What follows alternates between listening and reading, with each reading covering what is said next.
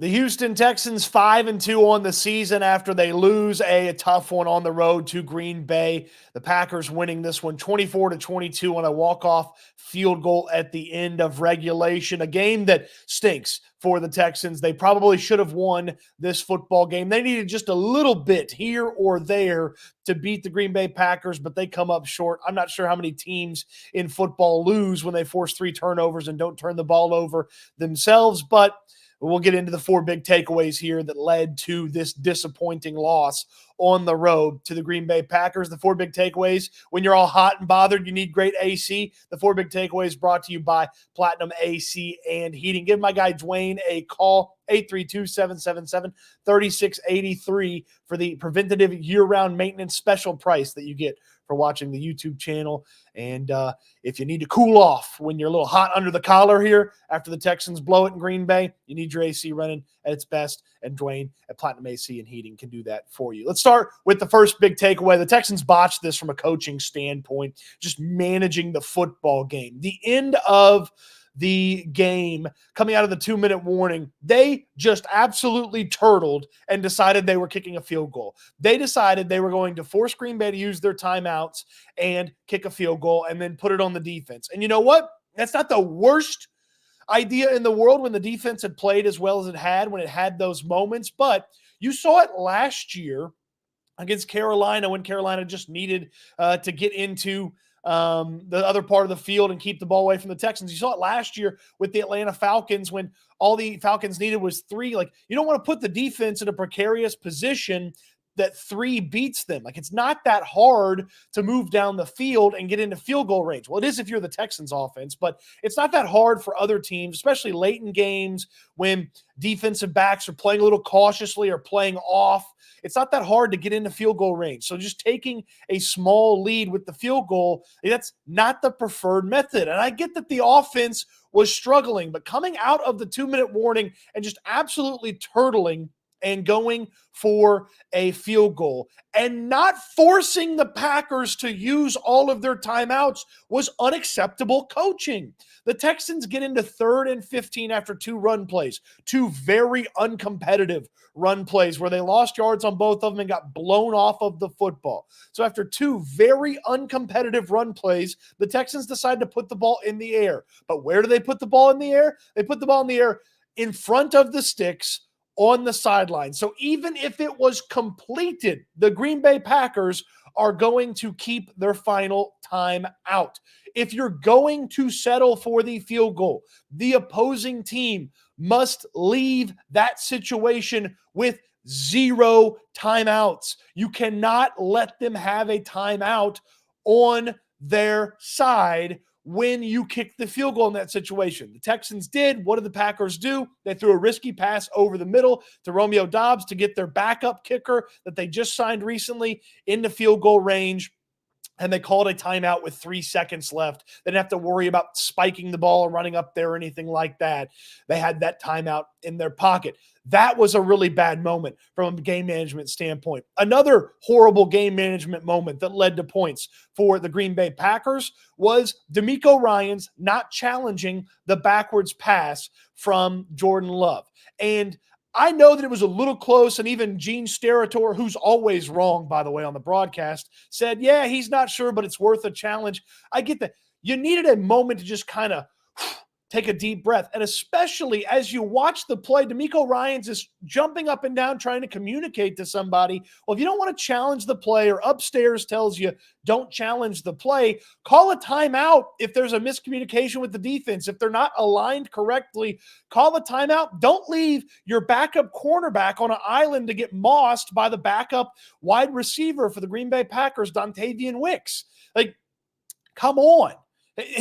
Call a timeout. You've got 3 of them. It's in the first half. You've had a little success here. You can't just let the Packers get a nice, easy matchup in that situation. You should have challenged the play. If you don't want to challenge the play, you should have called a timeout so that your defense isn't put into a position where Jordan Love can exploit them. That's exactly what happened. They were not good enough from a game management standpoint. That final little bit there, they should have been trying to get a first down and kick the field goal with no time, or better yet, score a touchdown so that the Green Bay Packers then have to match you with a touchdown.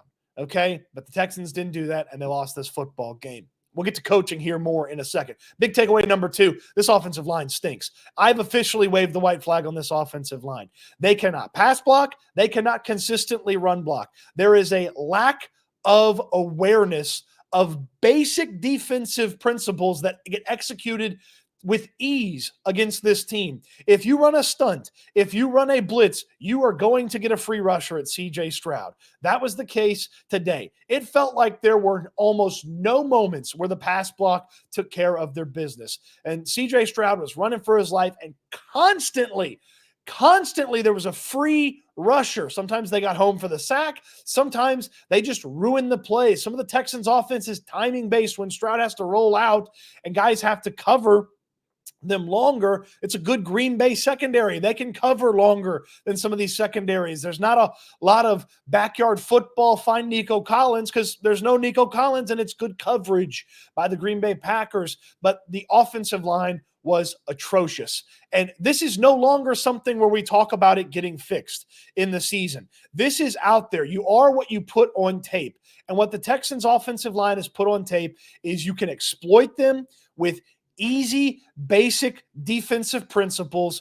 Pressure just absolutely baffles them, and they can inconsistently run block. Mixon had a nice moment there in the second half. He didn't get going again until that final drive there in the second quarter, and then he didn't get going again there in the second half until about 8 minutes left in the fourth quarter. And sometimes that's not even the offensive line doing their job.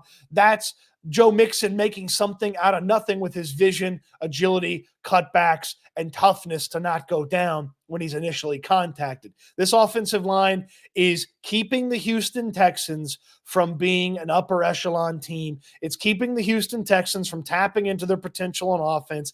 And this offensive line is not going to get significantly better here in the season. They now need to operate like they cannot trust the 5 guys up front. So quick game, rolling Stroud out, getting some of those big bootlegs where you actually confuse the defense from time to time, and Stroud's got a nice easy run and an easy field to look at. They've got to operate like they can't trust the offensive line, because what has the offensive line done to show you that they should be trusted? And the guy that's in charge of that, we're back to the coaching here. How many times have we seen opposing teams get punched in the mouth and have a counterpunch? This Texans team doesn't have a counterpunch offensively. And I get that the offensive line stinks and maybe anything that you try is just not going to work with this offensive line, but they can't complete anything short. I mean, they tell me Stefon Diggs is one of the best separators in football. He can't put his foot in the ground in 2 yards and hit a slant and get 6 yards or 5 yards on a pass play. Like, Bobby Slowick's commitment to what they practice on Wednesday, Thursday, and Friday is undying. Okay. The ability to adjust for this offense and just go to things that will work after stuff doesn't work is so unbelievably absent in the moments that it needs to be. Like, you watch Matt LaFleur, he had some stuff not work. He adjusted. They found some things. You hit some slants to your guys, that your wide receivers that you trust. I watch around the league. I watch teams that the Texans play. When stuff doesn't work, they try something else or they get something else going. The Texans only got something going because the Packers turned the ball over and Joe Mixon turned into a battering ram for a couple of drives. Like, that's the only reason they got anything really going for this team.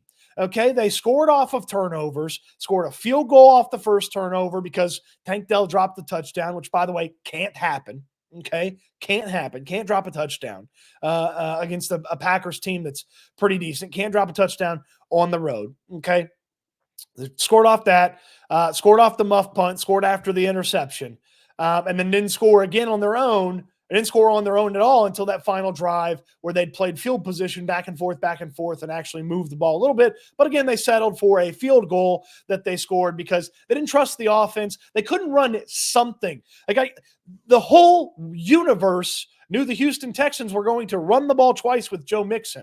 Now, if you want to run the ball the third time, force the timeout, kick the field goal, okay, but they didn't do that. They ran some play in front of the sticks. They ran a play that doesn't even give the defense a chance to make a mistake or create a penalty and give you a first down.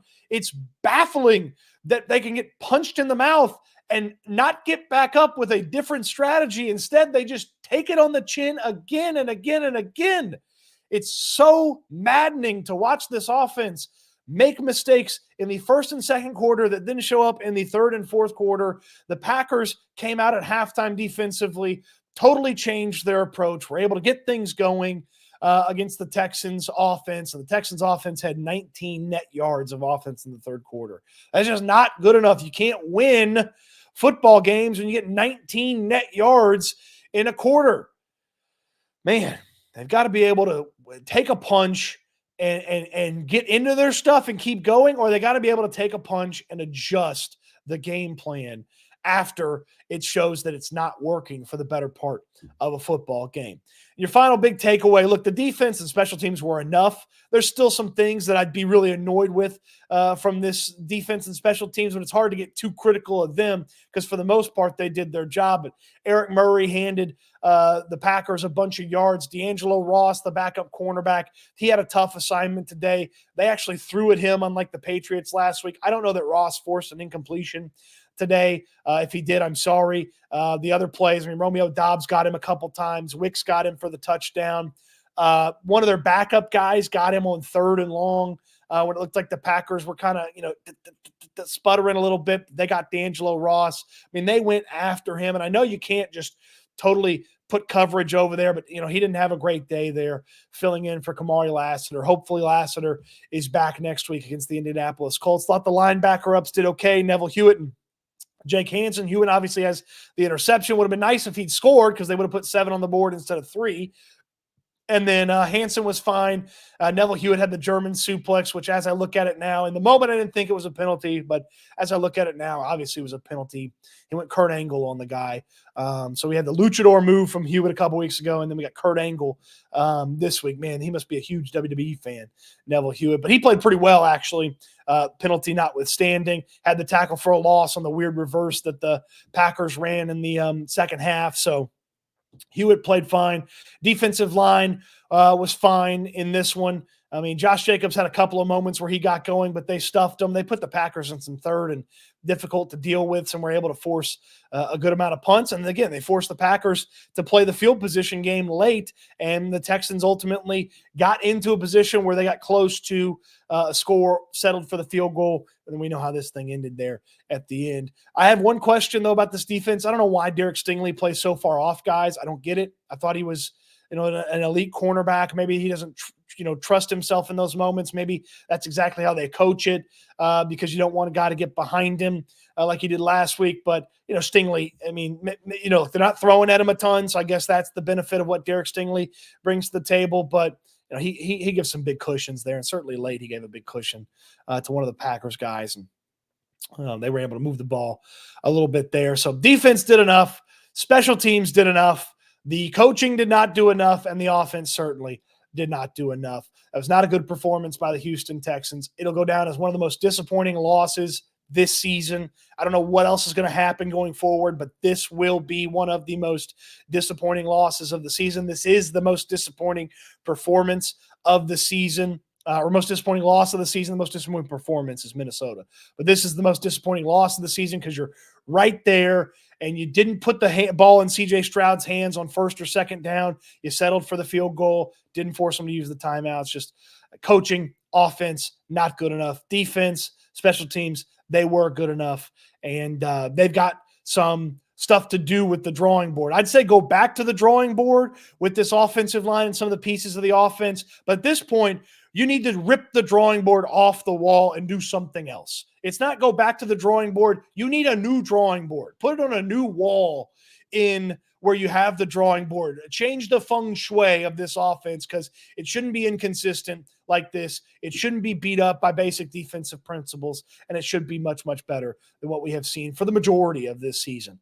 Actually, a couple nice drives against the Patriots that'll make you a good offense. Okay, so tear the drawing board off the wall, get a new drawing board, and figure out how to get this offense moving and playing at an elite level like many of us thought it was capable of doing. And maybe the offensive line's not good enough to get them to an elite level. That's fine. You could still play good football with a bad offensive line. We see it every week in the National Football League. Appreciate you watching the video. Hope you enjoyed it. Visit Platinum AC and Heating for all of your air conditioning needs and your exclusive year-round maintenance price from my guy Dwyane at Platinum AC and Heating, 832-777-3683. Check out Houston Football for the written composition and the written breakdown of this game. Don't forget S&L with Landry Locker, 8 a.m. Monday morning. We'll break this whole thing down in great detail, so you don't want to miss out on that as well. Appreciate you watching. Hope you enjoyed the video. They play the Colts next week. It'll be better. It has to be better. Thanks for watching.